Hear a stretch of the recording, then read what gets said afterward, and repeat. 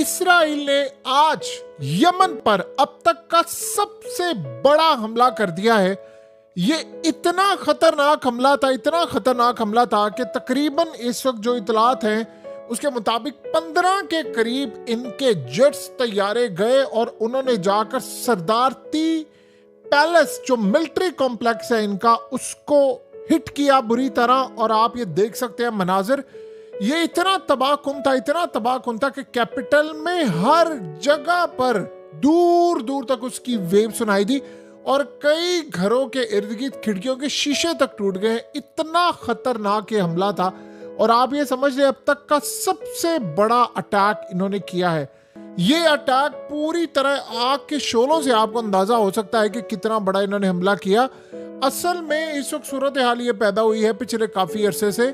कि इसराइल बहुत ज्यादा बेजार है। शायद लोगों को अंदाजा नहीं है, 2 दिन पहले इसराइल पर एक हमला हुआ जिसको इसराइल ने कहा हमने इंटरसेप्ट किया, लेकिन बाद में मनाजिर पता चले कि यमन के हाइपरसोनिक मिसाइल ने इसराइल को बुरी तरह हिट किया और वहां कई लोग जख्मी हुए, कई जगह उनकी तबाह हो गई और यमन ने कहा कि हमने बड़ा कामयाबी के साथ हमला किया। अब हुआ ये कि आप देखिए नेतन्याहू इस पूरे हमले को वॉच कर रहा था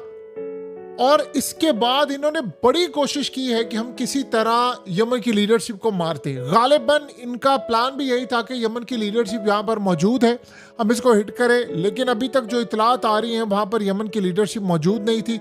और ये जो लड़ाई है आप ये समझ लें कि इसके बाद जो अगला हमला इन्होंने करना है वो डेफिनेटली बात है ईरान पर करना है, क्योंकि जो इतलात अब मिली है कि यमन ने जो प्रीवियस अटैक किया है, जो आखिरी उन्होंने हमला किया था, गालिबन ये वही हमला था जो ईरान ने मिसाइल मारे थे और एग्जैक्टली वही हमला था, इसीलिए इनसे इंटरसेप्ट नहीं हो पाया और इन्होंने काफी ज्यादा तबाही फेस की।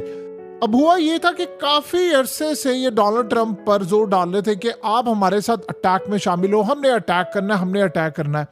लेकिन सिनेरियो ये बना कि डोनाल्ड ट्रंप ने कहा कि मैं इस जंग में नहीं पार्टिसिपेट करना चाहता हूं और उन्होंने कहा जो इंटेलिजेंस मालूमात है हमारी यमन के हवाले से वो बड़ी वीक है, क्योंकि यमन एक ऐसा मुल्क है जहां पर अभी तक उनके पास जिस तरह ईरान के अंदर उनका नेटवर्क है वो यमन में नहीं है। असल में अमेरिका ने यमन के अंदर जो अपना नेटवर्क था उसको वैसे ही खत्म कर दिया था काफी अरसे से और उनको अंदाजा नहीं था कि यमन इस तरह की बला बनकर निकलेगा। वो असल में टाइम वेस्ट नहीं कर रहे थे कि यमन कोई ऐसा मुल्क नहीं है, लेकिन जिस तरह यमन ने सरप्राइज देना शुरू किया,